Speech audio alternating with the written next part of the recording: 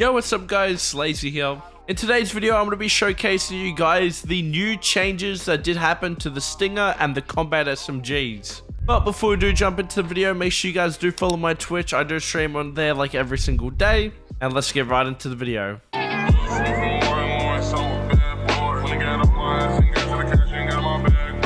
So around about 2 days ago, on March the 31st, we did have Fortnite status tweet out. We have made some meaningful changes to the following items.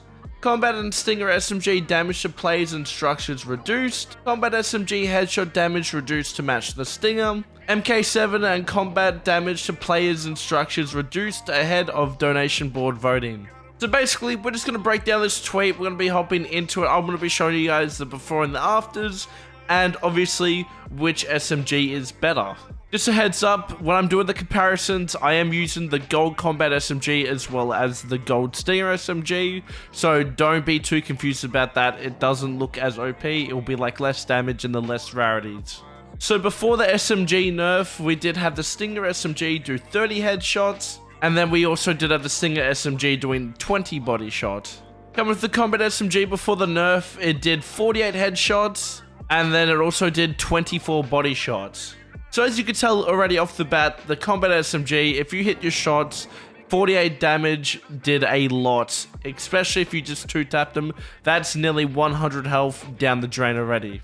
As well as the Stinger SMG did do more damage to structures compared to the combat SMG. I'd say the combat SMG was honestly the meta before the nerf. But now, because of Fortnite's new nerf to the SMGs, the Stinger SMG damage now is 28 headshots and then 18 body shots. So yeah, as you can tell from the nerf there, the Stinger SMG with every rarity went down by 2 in headshot and body shots. So it went from 30 to 28 and then 20 to 18. Also, the structured damage with the Stinger SMGs did get reduced by 5. So the Stinger SMG now actually does struggle doing structured damage, which is really good because that was a huge issue, especially in the no building. So I'm glad Fortnite have done that structured damage change as well. Coming in now with the combat SMGs after the nerf. The combat SMG now does 38 headshot instead of 48, as well as it does do 22 body shot instead of 24 body shots. So the huge difference with that nerf is a solid 10 damage by the headshot, which basically means the headshot multiplier, instead of 2 times the damage, it is 1.75 times the damage.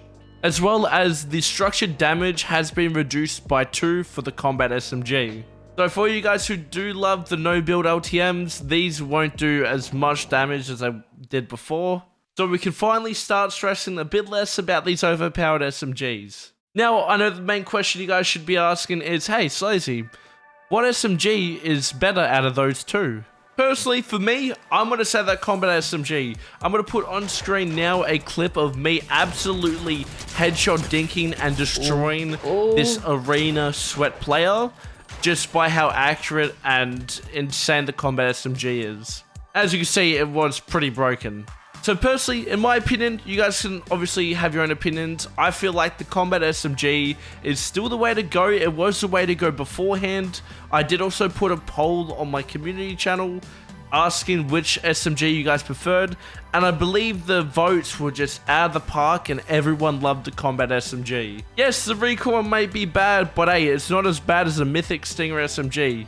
But hey, if you guys still like the Stinger does do a lot of damage still, and it has less recoil, so it's more accurate if you don't like recoil control. But yeah, do you guys reckon the SMGs are still overpowered? Do you guys reckon that they are now underpowered? Or do you guys reckon they are balanced?